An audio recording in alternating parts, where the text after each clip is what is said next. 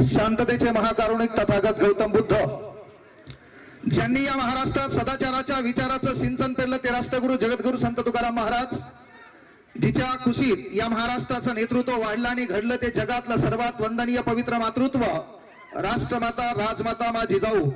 अरे फोक्या सिट्या काय मारायला इथं काय कोणी नाच आले का काय हे म्हणजे सुधारणार कधी रे दलिंदर आहे अय म्हणाले ऐ संपला गाण्याचा कार्यक्रम तरी बी का मी अभिवादन करायला कोणाला समाज सुधारकाला विचारवंताल ते मदत म्हणते ऐ काय चालू आहे थांब थांब तू आणि पाय घे माग कर मेला तर तू काय देशाला गरज नाही पण जगला पाहिजे तू हातान माच काऊन अंतर आहे बिना कामाचं ना पडलं बिडलं तर कोण जबाबदार आहे पुन्हा आयोजक कमिटी तुमची बेदारी होईल ना बसलंय पाय मोकळे करून बरं ते निसटलं तर मधल्यावर पडल आणि ते बी पुन्हा खाली पडल पहा लक्षात घ्या शांततेचे महाकारुणिक तथागत गौतम बुद्ध ज्यांनी या महाराष्ट्रात सदाचाराच्या विचाराचं सिंचन पेरलं ते राष्ट्रगुरु जगद्गुरु संत तुकाराम महाराज, जिच्या कुशीत या महाराष्ट्राचं नेतृत्व वाढलं आणि घडलं ते जगातलं सर्वात वंदनीय पवित्र मातृत्व राष्ट्रमाता मा जिजाऊ. शर्ते कितीक झाली रयतेच्या दुःखाला पार नाही, शर्ते कितीक झाली रयतेच्या दुःखाला पार नाही. एरे शुभा पुन्हा जन्माला आता म्यानात तलवार उरली नाही, आता म्यानात तलवार उरली नाही. स्वराज्य संस्थापक राजाधिराज छत्रपती शिवाजी महाराज, आदर्श पुत्र छत्रपती संभाजी राजे, आरक्षणाचे कैवारी राजश्री शाहू महाराज, युवकांचे प्रेरणास्थान स्वामी विवेकानंद. आणि सध्याच्या राजकारणाकडे पाहिल्याच्या नंतर म्हणावं लागेल की काही नोटो के लिए मर गए, कई वोटों के लिए मर गए, कई नोटों के लिए मर गए, कई वोटों के लिए मर गए. होते भगत सिंह जिंदा तो कहते सुखदेव से साला हम भी किन कमीनों के लिए मर गए, हम भी किन कमीनों के लिए मर गए. त्याच्यामुळे राजकारणी लोकांबद्दल न बोललेलं बरं. समाज 12 लोगों से बना वाला होता है, 4 सच्चे 4 लुच्चे और 4 अच्छे. या ना कोई अच्छे है या ना कोई सच्चे, साले सबके सब लुच्चे है. आणि म्हणून सर्वात महत्वाची गोष्ट लक्षात घ्या की शहीद आलम भगत सिंग अज्ञानाचा अंधकार मिटून घराघरात ज्ञानाची प्रकाश ज्योत पेटविणाऱ्या क्रांतीज्योती सावित्रीबाई फुले आणि क्रांतीसूर्य महात्मा ज्योतिबा फुले, आदर्श राज्यकर्त्या अहिल्याबाई होळकर, 1.5 दिवसाची शाळा शिकून रशियाच्या कानाकोपऱ्यापर्यंत छत्रपती शिवाजी महाराजांचा पवाडा पोहोचविणारे साहित्यरत्न अण्णाभाऊ साठे, संत सेवालाल महाराज, संत भगवान बाबा, ज्यांनी या महाराष्ट्राच्या मातीमध्ये आणि भारताचं जे काही अखंड भारतवर टिकवण्यासाठी ज्यांनी प्रयत्न केले ते प्रत्येक महापुरुष. आणि मला या ठिकाणी बोलण्याचं, तुम्हाला या ठिकाणी ऐकण्याचं, राज्यघटनेच्या भाग क्रमांक 3 मध्ये मूलभूत अधिकार लिहून ज्या माणसानं खऱ्या अर्थानं स्वातंत्र्य म्हणजे नेमकं काय हे जगाला दाखवून दिलं ते परमपूज्य महामानव बोधिसत्व ज्ञान सम्राट. मी त्यांना भारतरत्न म्हणणार नाही कारण भारतरत्न 49 लोकांना दिलाय आणि त्या 49 लोकांची बराबरी बाबासाहेबांसोबत होऊ शकत नाही. 49वा भारतरत्न पुरस्कार दिलाय आपण नानाजी देशमुख. नाव ऐकलं? जन्म सांग. मी लय डेंजर मास्तर आहे, मी पुन्हा अनाव धनान झालेलो आहे. हा नानाजी देशमुख नाव ऐकलं? कार्य माहित आहे? त्यांना 49वा भारतरत्न. 48वा भारतरत्न आहे भूपेन हजारिका. नाव ऐकलं? नायगावचे होते, बिलोली, नांदेड, परभणी, झरीबोरी जवळपास. नाव ऐकलं का? हा मग त्यांना मिळाला 48वा भारतरत्न. 47वा भारतरत्न मिळाला प्रणव मुखर्जी. नाव ऐकलं असेल, भारताचे राष्ट्रपती होते. हा तुला फक्त तिचा नंबरच माहित आहे, बाकी सर्व विसरला तू. 47वा भारतरत्न. 46वा भारतरत्न मिळाला होता अटल बिहारी वाजपेयी. नाव ऐकलं असेल, भारताचे पंतप्रधान होते. त्यानंतर 45वा भारतरत्न मिळाला होता पंडित मदन मोहन मालवीय. त्यानंतर 44वा भारतरत्न मिळाला होता CN राव. 43वा भारतरत्न मिळाला होता सचिन तेंडुलकर. त्यानंतर 42वा भारतरत्न मिळाला होता पंडित भीमसेन जोशी. 41वा भारतरत्न मिळाला होता लता मंगेशकर. असे मला 49ही नाव माहित आहेत. पण जर एखाद्या व्यक्तीला भारतरत्न मिळाला असेल आणि तो व्यक्ती या भारतातल्या लेकरांना म्हणत असेल ड्रीम 11 जंगली रमी पे आओ ना महाराज, आणि मग तुला भारतरत्न दिला असेल आणि त्यासोबत माझ्या बापाला भारतरत्न दिला असेल तर सचिन तेंडुलकर सोबत माझ्या बापाची बराबरी कधीच होऊ शकत नाही. म्हणून मी माझ्या बापाला विश्वरत्न म्हणेल. म्हणून विश्वरत्न डॉक्टर बाबासाहेब आंबेडकर यांच्या पावन स्मृतीस प्रथमतः अभिवादन करतो. या ठिकाणी जमलेल्या सर्व माता माऊल्या, तरुण, युवक युवती यांना प्रथम मानाचा क्रांतिकारी जय भीम. आणि सर्वात महत्वाची गोष्ट आहे पहा, आपला आवाज आणि आपला इतर लोकांनी घेतलेला फायदा हेही आपल्याला कळायला पाहिजे. झालं काय माहितीये का की 14 एप्रिल 1891 ला बाबासाहेब आंबेडकरांचा जन्म झालाय आणि माणसं सहज मोठी होत नाही, माणसं कर्तृत्वाने मोठे होतात. जगामध्ये एक सर्वात मोठी संघटना आहे, त्या संघटनेचं नाव आहे इनो नावाची संघटना, युनायटेड नेशन्स ऑफ ऑर्गनायझेशन. संघटनेची स्थापना आहे 24 ऑक्टोबर 1945. संघटनेचा संस्थापक होता फ्रँकलिन रुझवेल्ट.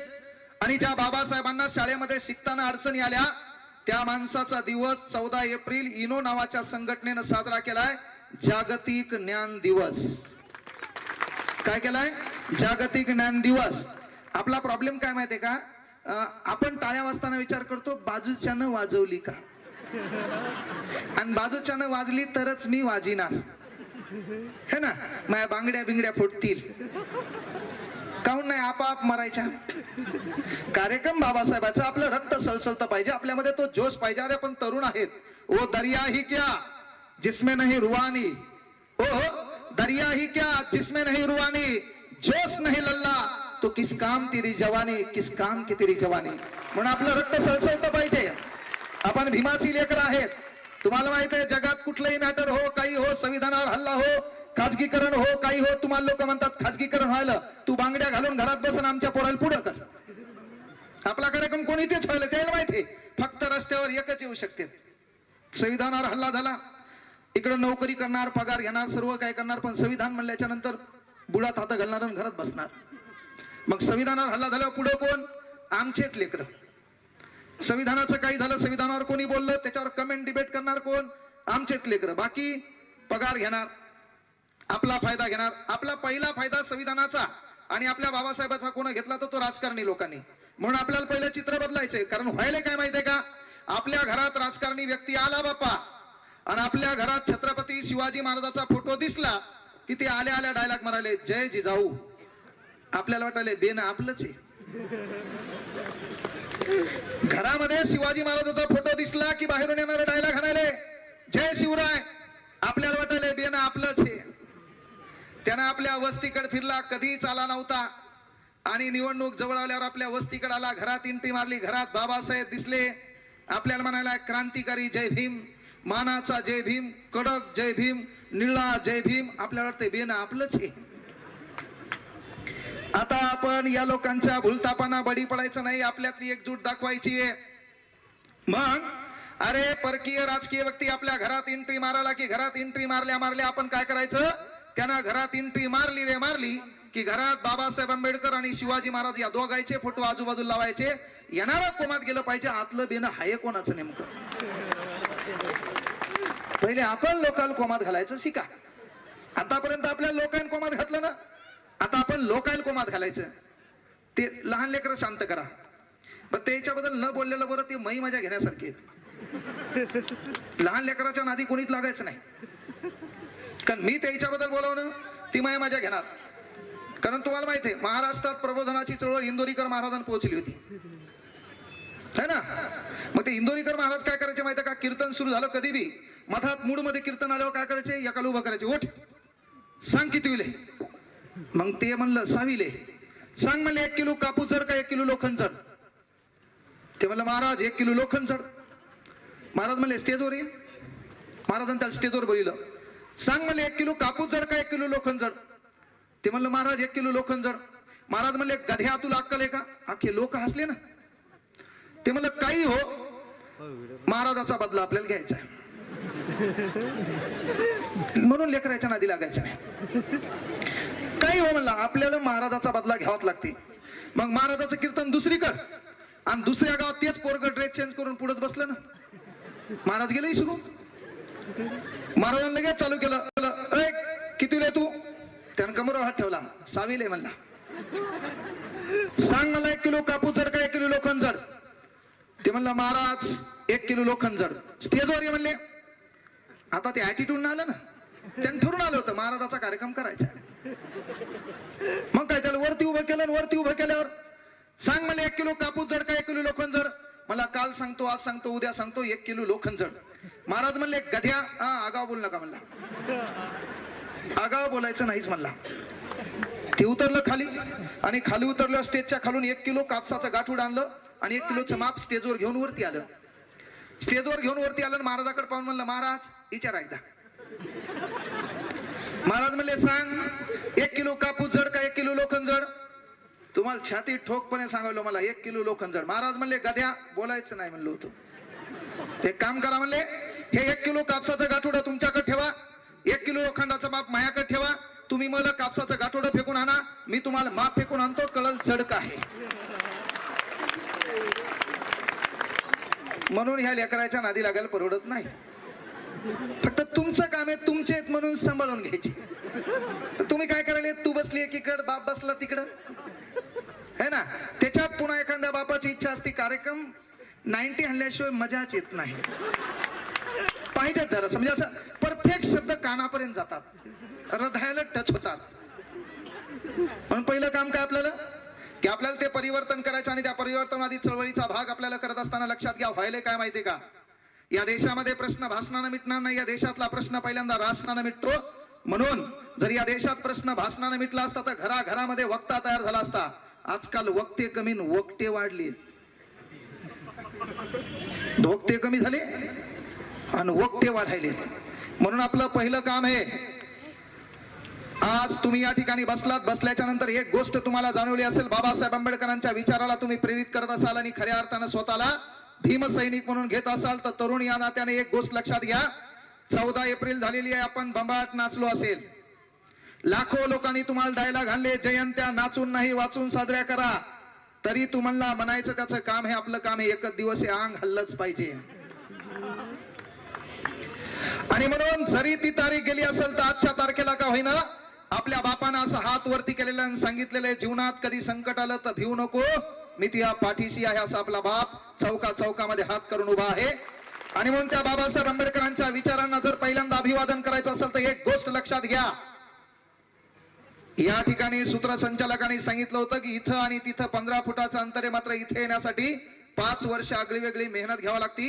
एक गोष्ट लक्षात घ्या, कुठल्या वाक्यानं, कोणाच्या एखाद्या स्टेटसनं आणि कुठल्या पुस्तकानं माणसाच्या जीवनात कधीच परिवर्तन होत नाही.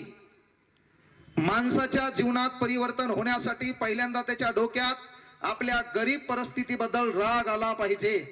तो राग स्वतःच्या हृदयामध्ये पेटला पाहिजे आणि जोपर्यंत आपण ती सीमारेषा गाठत नाही तोपर्यंत तो थंड झाला ना पाहिजे. आपण तरुण आहेत, अरे तरुण या नात्याने एक शपथ घ्यायची. आज हे विचारमंचावर नायब तहसीलदार बसलेत, काँग्रेसचे पदाधिकारी बसलेत, RTO साहेब बसलेत, त्या ठिकाणी बीजेपीचे पदाधिकारी बसलेत, नुकतेच तुमच्या तालुक्याचे काहीतरी आमदार निघून गेलेत, बरोबर आहे.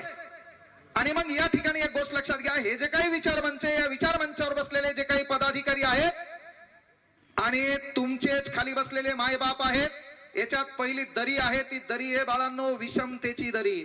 आणि ती दरी जातीपाताची नाही, ती दरी आहे आर्थिक विषमतेची.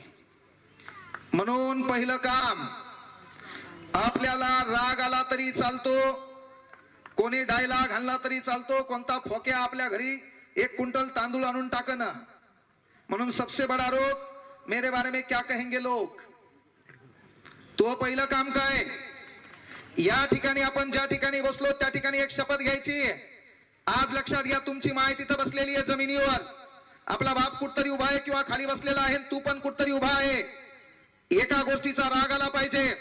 एक शपथ अशी घ्यायची, येणारी 14 एप्रिल 2024 मी काय झक मारायची तर मारेल, दिवसाची रात्र करेल, रात्रीचा दिवस करेल, काम करेल, उद्योग करेल, धंदा करेल, अभ्यास करेल, पण 14 एप्रिल 2024 पर्यंत मी एखादा उद्योग, एखादा व्यवसाय, मी केलेला अभ्यास त्यामुळं यश संपादन करेल, नाव कमेल, व्यवसायात पैसा कमेल.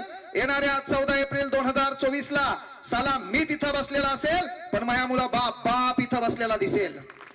हे जर करता आलं तर मग म्हणायचं बाबासाहेब आंबेडकरांच्या विचाराचे आपण पाईक आहोत. नाहीतर